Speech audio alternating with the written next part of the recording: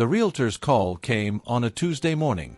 "Mr. Davis, I'm calling about the property sale at 2847 Maple Street. The closing is set for Friday. Just confirming you received the documents." I stared at my coffee. "What property sale?" There was a pause. "The house. Your son Michael finalized everything last week. You didn't know." My chest tightened. That house wasn't just property. It was 40 years of memories. My late wife's garden. The porch where I taught Michael to ride a bike. And he sold it without telling me. I hung up and called Michael. Straight to voicemail. I called again. Nothing. I sat there in my small apartment, the one I moved into 6 months ago when Michael convinced me to downsize for health reasons. He said the house was too much for me to manage alone. He said he'd handle everything. He said trust him. I trusted him. That was my mistake. I pulled out the folder Michael had given me when I signed the papers. Power of attorney. Property management. Medical decisions. I thought I was being smart. Preparing for the future. Making things easier for my son. I read through the documents again. Slowly this time. There it was. Buried in paragraph 7 of the property agreement. Transfer of title upon mutual agreement or medical incapacity. Mutual agreement. I never agreed to sell. I grabbed my keys and drove to Maple Street. The for sale sign was gone. A sold sticker plastered across it. I walked up to the front door. My key didn't work. They'd changed the locks. I looked through the window. Empty. The furniture was gone. The photos. Everything. A neighbor walked over. Mrs. Chen. She'd lived next door for 20 years. "Robert, I'm so sorry. Michael said you were moving to a care facility. Said you couldn't handle the house anymore." I shook my head. "I'm not sick, Margaret. I'm 68 and I run 3 miles every morning." Her face changed. "He told us you had dementia. That you didn't remember signing the sale papers." The anger hit me like a wave. But I kept my voice steady. "When did he move everything out?" "Last weekend. He had a truck. Took 2 days." I thanked her and walked back to my car. My hands shook as I gripped the steering wheel. Michael hadn't just sold my house. He'd erased me from it. He'd lied to the neighbors. He'd locked me out of my own life. I needed to think. I drove to the diner on 5th Street. Ordered coffee. Pulled out my phone. I called my brother Jim in Boston. Told him everything. "Jesus, Rob, how much did the house sell for?" I hadn't even thought to ask. I called the realtor back. The sale price was $680,000. Your son was very motivated to close quickly. $680,000. The house was worth at least $850,000. I knew because I'd had it appraised last year. Michael sold it under market value to close fast. Probably pocketed the difference. Jim called me back 20 minutes later. "I talked to my lawyer buddy. You might have a case. But it'll be messy. You signed power of attorney." I signed it for medical decisions. Not to sell my house behind my back. Doesn't matter. The document gives him broad authority. You'd have to prove he acted fraudulently. That's hard. I hung up. Legal options felt like quicksand. Slow. Expensive. Uncertain. I needed something faster. Something that would hit Michael where it hurt. I spent the rest of the day driving around. Thinking. Planning. By sunset I had it. Michael's weakness wasn't money. It was reputation. He worked as a financial advisor at Patterson & Gray, a fancy firm downtown. His clients were wealthy. Old money. People who valued trust above everything. What would happen if those clients knew what kind of man handled their portfolios? A man who lied to his own father. Who sold his childhood home for a quick profit. Who falsely claimed his dad had dementia to cover his tracks. I smiled. Not a happy smile. A cold one. The next morning I went to the library. Used the public computer. Created a new email account. Then I started gathering evidence. I pulled up property records online. The sale date, the price, the buyer's information. I took screenshots. I called Mrs. Chen and asked if she'd be willing to write down what Michael told her about my supposed dementia. She agreed immediately. That boy lied to all of us, Robert. I'll help however I can. I contacted my doctor, asked for a letter confirming I had no cognitive impairment, no memory issues, no medical reason I couldn't manage my own affairs. Dr. Patel printed it that afternoon. I scanned the power of attorney document, highlighted the sections, made notes. Then I did something Michael would never expect. I called his wife, Lauren. We'd always gotten along. She was sweet, a kindergarten teacher, genuinely kind. "Hi, Lauren. It's Robert." Her voice was tight. "Hi. Michael's not here right now. I'm not calling for Michael. I'm calling for you. Did he tell you he sold the house?" Silence. Then, quietly, "Yes." "Did he tell you I didn't know about it?" Another pause. "He said you agreed to it." "I didn't.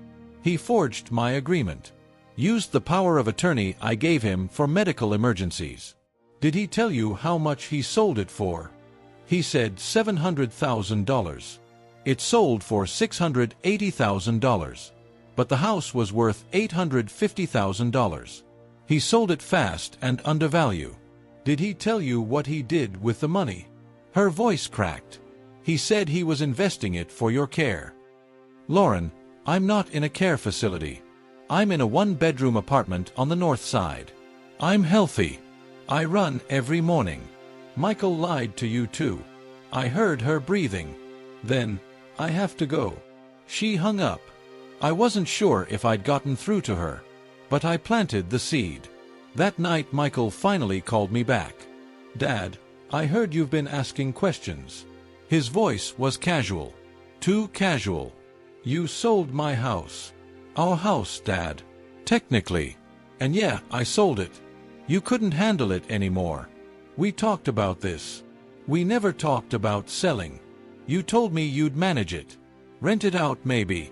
Not sell it. Plans change. The market was good. I got a decent offer. The money's safe. It's for your future." "I didn't agree to the sale, Michael." His tone shifted. "Cold now. You signed the power of attorney. That means I make the decisions. If you want to fight me on this, go ahead. But you'll lose. And you'll spend whatever's left on legal fees." He hung up. I sat there in the dark. He thought he'd won. He thought I was too old, too tired, too powerless to fight back. He was wrong. The next day, I put my plan into motion. Step 1. I contacted the local newspaper. Not the big one. The community paper. The one that covered neighborhood stories. I told them I was a retired veteran whose son had sold his home without permission while falsely claiming dementia. I gave them documents, photos, Mrs. Chen's statement. They ran the story 3 days later. Local veteran alleges elder financial abuse by son. It wasn't front page, but it was there, with Michael's name, his company, his photo from the firm's website. Step 2. I printed 20 copies of the article. I mailed them to Patterson and Gray, addressed to the senior partners. I included a cover letter. Professional. Polite. Just the facts. "I'm writing to inform you that one of your employees, Michael Davis, engaged in financial misconduct involving his elderly father. Please see attached documentation." Step 3. I contacted the state's Adult Protective Services. Filed a formal complaint. Elder financial abuse. They opened an investigation. Step 4. I went to the bank. Michael had moved my savings into an account he controlled. For easier management, he'd said. I requested a full audit of transactions. Turns out Michael had withdrawn $40,000 over the past 6 months. Small amounts. $3,000 here. $5,000 there. The bank flagged it as suspicious. Step 5. I called Lauren again. This time I was ready. "I know you love Michael. But he's lying to you too. Check your bank accounts." Check where the house money went. I think you'll find it didn't go where he said." She didn't hang up this time. 2 days later she called me back. Her voice was different. Broken. "You were right. He opened an account I didn't know about. He's been moving money into it for months." I confronted him. He said it was for a surprise. But I found emails. He's been talking to a woman from his gym, planning to leave me. I closed my eyes. I didn't want to be right about that. "I'm sorry, Lauren. I'm filing for divorce. And I'm going to cooperate with any investigation into what he did to you." "Thank you." The fallout happened fast. Patterson and Gray put Michael on administrative leave pending an internal review. The newspaper story got picked up by a local TV station. They interviewed Mrs. Chen. She told them everything. How Michael lied about my health. How he cleaned out the house in secret. The firm fired Michael a week later. Not because of me. Because clients started calling. Asking questions. Worried about their own money. Reputation is everything in wealth management. Michael had none left. The state investigation moved forward. They froze the accounts. Started tracing the money. Michael hired a lawyer. Tried to claim everything was legal. That I'd given him authority. But the evidence piled up. The undermarket sale. The false claims of dementia. The unauthorized withdrawals. Lauren's testimony about the hidden account. His lawyer advised him to settle. Michael called me one last time. "You destroyed my life." I didn't raise my voice. "No. You destroyed your own life. I just made sure people knew about it. I'm your son. You were my son. Now you're just a man who stole from his father." I hung up. The settlement came through 2 months later. Michael returned the money from the house sale. All of it, plus the $40,000 he'd withdrawn. He paid a fine to the state. He agreed to revoke the power of attorney. He signed a statement admitting to financial misconduct. I didn't buy another house. Didn't need to. I took the money and set up a trust.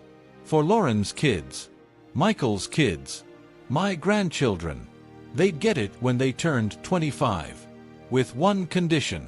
They had to take a financial ethics course first. I wanted them to understand what their father did. And why it was wrong. I moved into a small condo near the lake.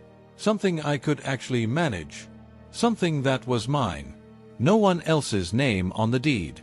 No one with power of attorney. Just me. I started volunteering at the senior center. Helping other older adults understand their legal documents.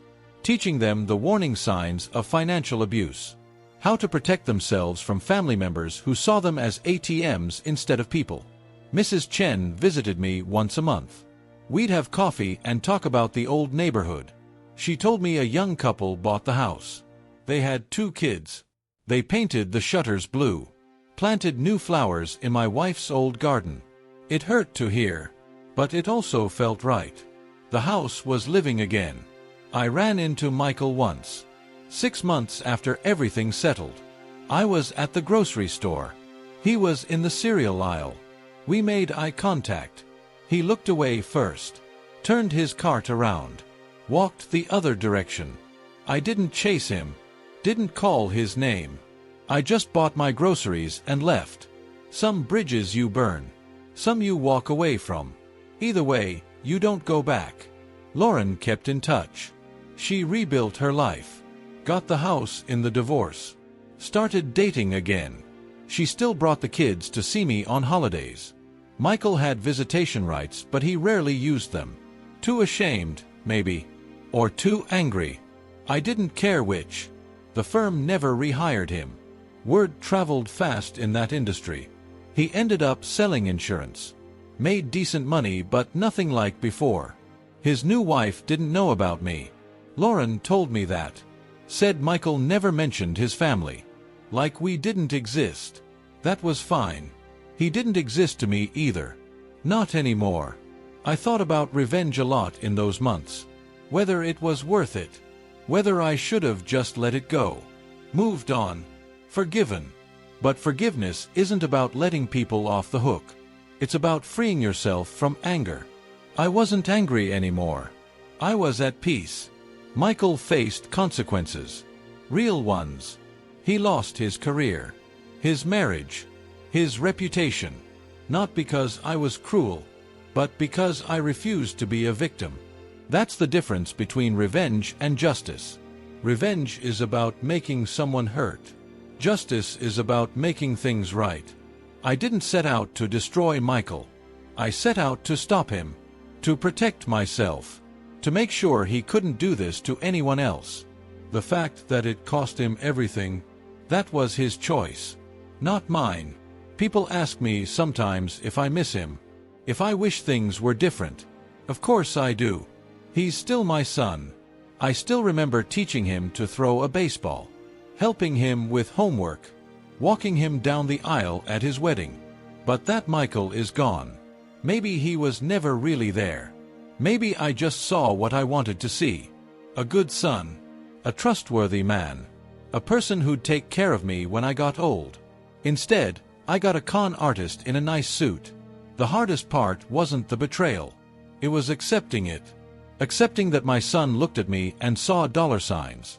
That he lied to my neighbors, to his wife, to himself. That he was willing to erase me from my own life for a quick profit. You don't get over that. You just learn to live with it. I kept the newspaper article, framed it, hung it in my study. Not because I'm proud of what happened, but because I never want to forget.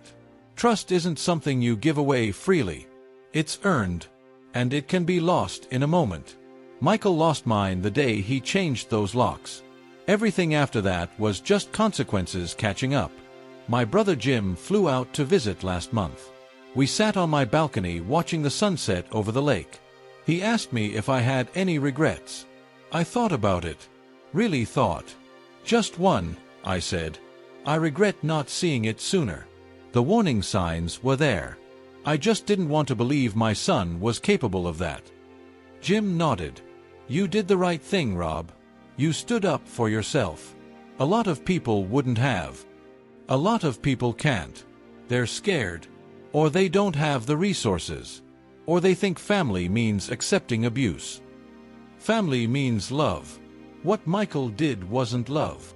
No, it wasn't. We sat in silence after that. Comfortable silence. The kind you only get with people who really know you. I thought about my wife then, Sarah. What she would have said about all this. She always saw the best in people, even when they didn't deserve it. But she also had a backbone of steel. She wouldn't have let Michael get away with it either. She would have fought, just like I did. I like to think she'd be proud, not of the situation, but of how I handled it. With dignity, with evidence, with strategy. I didn't scream or beg or fall apart. I didn't let Michael make me feel weak or confused or helpless. I stayed sharp. I stayed focused. I stayed one step ahead. That's how you win. Not with anger. With clarity. The trust fund matures in 8 years. My oldest grandchild turns 25 then. I'll be 76. If I'm still around, I'll sit down with each of them and tell them this story.